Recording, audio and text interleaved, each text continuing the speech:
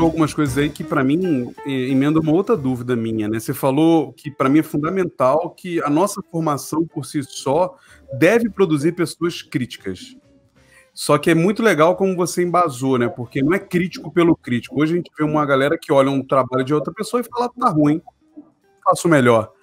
Não é isso, né? Você falou de toda a fase do ler, do entender, de conhecer, de simpatizar e uma série de outras coisas que para você gerar essa capacidade crítica você precisa fazer antes, né? E aí a minha pergunta é, você acha que, academicamente falando, né, nas formações que a gente tem visto hoje, principalmente de design, a academia está falhando em botar essas pessoas na rua, no mercado, com essa capacidade?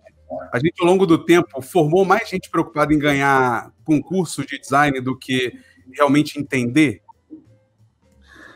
Infelizmente, eu acho que sim, né? Eu não estou tão próximo dos currículos da academia recentemente, né? Mas eu diria que se a FAO me ensinou alguma coisa, né? Porque eu fiz FAO de 75 a 79, né? Em 77, eu estava na rua, em passeata, brigando pelo fim da ditadura, tomando cacetada de cavalo, né? E eu me lembro que eu tinha vindo de uma escola extremamente tradicional, que era o Colégio Rio Branco, né? Porque meu pai era rotariano, e eu fui estudar na escola, que era a escola de rotarianos, que são escoteiros adultos, na verdade, né?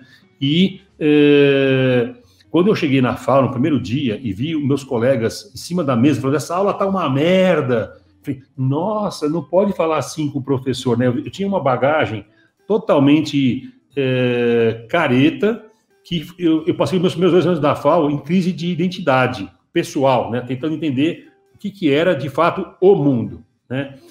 E o mundo, naquele momento, era um mundo extremamente efervescente, cheio de bandeiras, cheio de questões, cheio de pré-requisitos. Você não podia sentar para desenhar uma casa sem ver se a casa era para um rico ou se era para derrubar e instaurar o comunismo. Então, tinha uma reflexão permanente de papel social, responsabilidade social, contrastes sociais do país que estava na mesa, junto com qualquer projeto, né?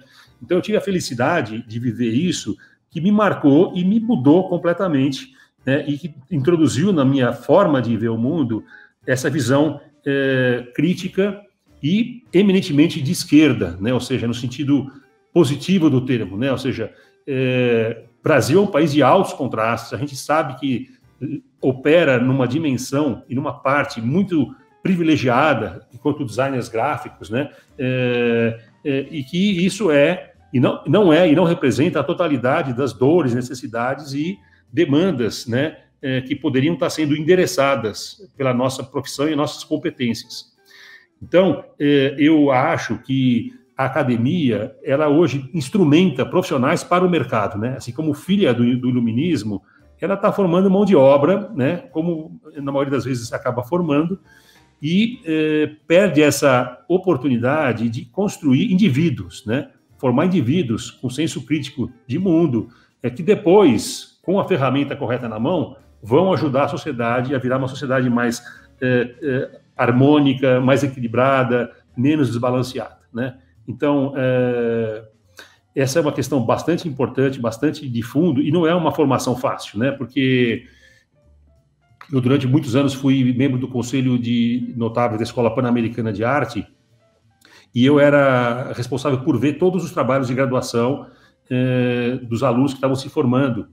E, junto com o Rico Lins, que é um colega que também era do Conselho de Identidade Visual lá, e a gente sempre olhava um para o outro e falava, nossa, está super bem acabado, né? Tá tudo assim, tem ilustrações com render em 3D, assim, encadernado, com capa de acrílico. Então, a parte física, ela era super robusta, né? Que é um pouco o risco do computador, né? Ele torna tudo acabado, né? E o acabado dá uma cara de consistente ou de profundo, né? E é um perigo, né? Porque é uma coisa bem encadernada, com renderings, né? Você fala, mas o que o cara quis com esse projeto, né? Qual foi a intenção?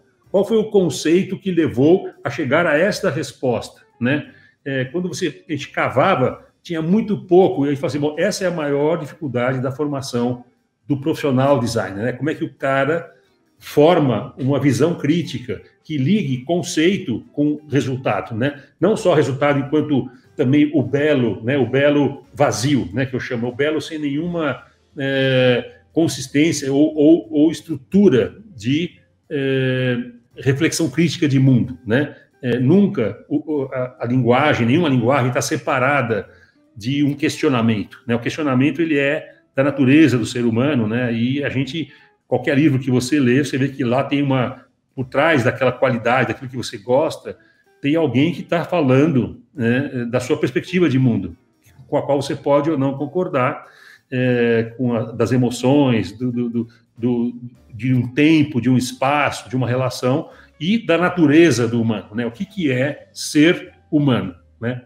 E ser humano nos nossos tempos, e sempre, é a grande questão, né? Nós lidamos, enquanto profissionais que falam em nome de outros humanos, com essa responsabilidade de tornar os humanos mais humanos, né? Como é que eles conseguem recuperar a totalidade do que é a experiência humana, né? Tanto a nossa parte lógica quanto a nossa parte sensível, né? Empatia, compaixão e tudo aquilo que eu falei que leva a esse mundo louco, né? E de violência, de Capitol, de essas coisas que a gente vê, são todas, para mim, expressões da falta de sensibilidade, né? Da falta de respeito, principalmente pela natureza, pelo ser humano, pelo outro, que acabam sendo consequências da matriz funcional, prática, de performance, né? Todo mundo tem que performar, né? A performance virou o grande mantra, que vai matando a estética, né? Como alguém falou.